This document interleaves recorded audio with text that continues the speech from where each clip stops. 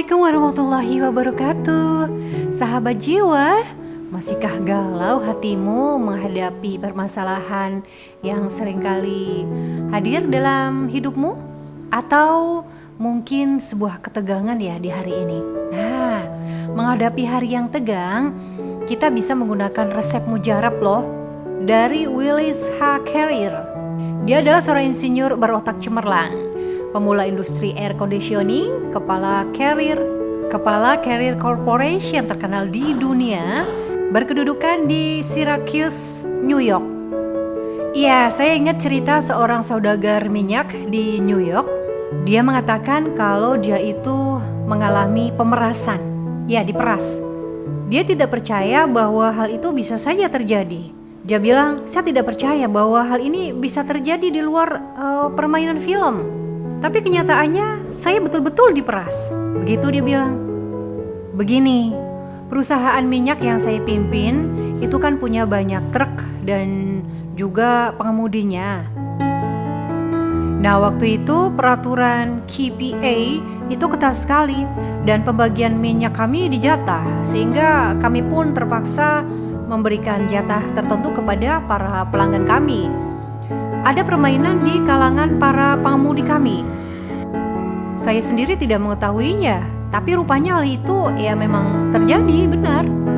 Sejumlah pengemudi mengurangi jatah bagi langganan tetap kami, dan kemudian kelebihannya dijual kepada langganan mereka sendiri. Kecurigaan saya mengenai adanya transaksi gelap itu pertama kali timbul ketika pada suatu hari seorang yang mengaku dirinya sebagai inspektur pemerintah itu datang pada saya dan minta uang suap dia. Dia punya bukti tertulis itu tentang apa yang dilakukan oleh para pengemudi kami dan mengancam akan menyerahkan bukti-bukti tersebut kepada kantor pengadilan distrik jika saya tidak memenuhi tuntutannya. Wah, tentu saja saya tahu bahwa sebenarnya saya tidak perlu jadi takut atau bersedih, ya paling sedikit secara pribadi lah ya. Tetapi saya juga tahu bahwa menurut undang-undang, perusahaan itu harus bertanggung jawab atas perbuatan karyawannya.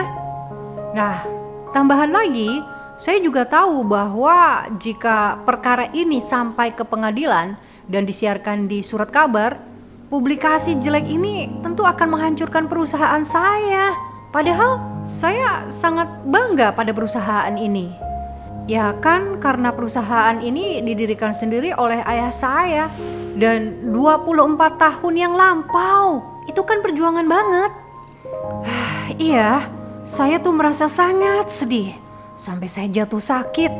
Saya nggak bisa makan, nggak bisa tidur selama 3 hari 3 malam.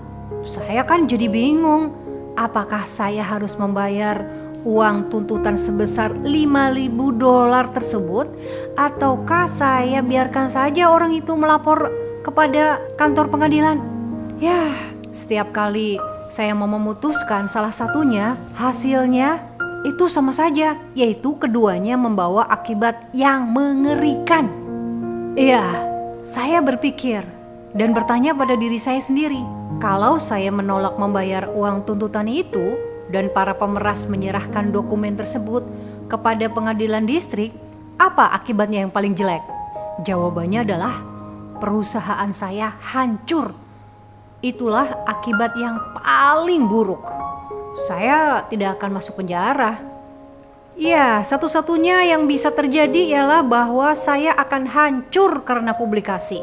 Iya, itu. Kemudian saya berkata lagi pada diri saya sendiri, baiklah, biarlah usaha saya hancur. Saya rela dan menerima hal ini dengan ikhlas. Apa yang akan terjadi kemudian? Dengan hancurnya perusahaan saya, ya barangkali saya terpaksa harus mencari pekerjaan. Dan hal ini tidak sulit bagi saya.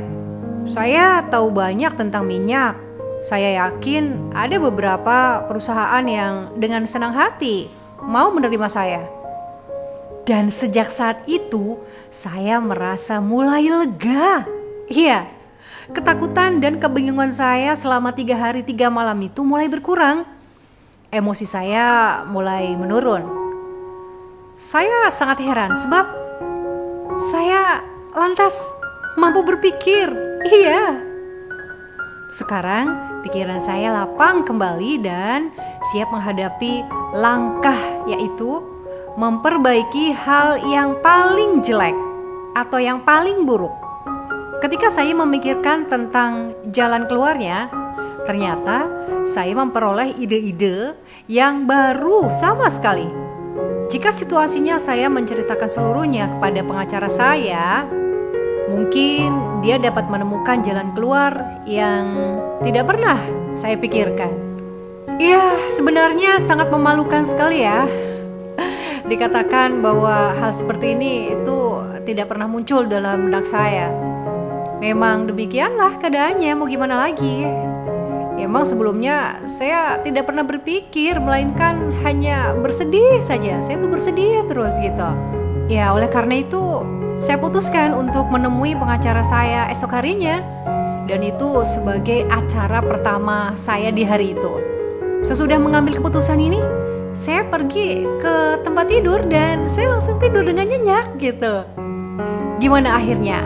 Pagi harinya pengacara saya menyarankan agar saya pergi menemui jaksa kantor pengadilan distrik dan menceritakan yang sebenarnya. Lalu saran tersebut saya turuti.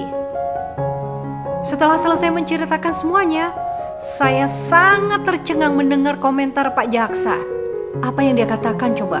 Dia mengatakan bahwa usaha penipuan dan pemerasan ini sudah berjalan beberapa bulan lamanya. Oh ya, ternyata orang yang mengaku dirinya agen pemerintah itu sebenarnya seorang bajingan yang sedang dalam proses buronan polisi. Wah, bukan main leganya hatiku mendengar semua itu. Ya, betapa tidak.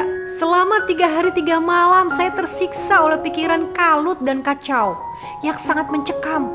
Saya tidak bisa memutuskan apakah saya akan menyerahkan uang $5.000 kepada penipu ulung itu atau tidak.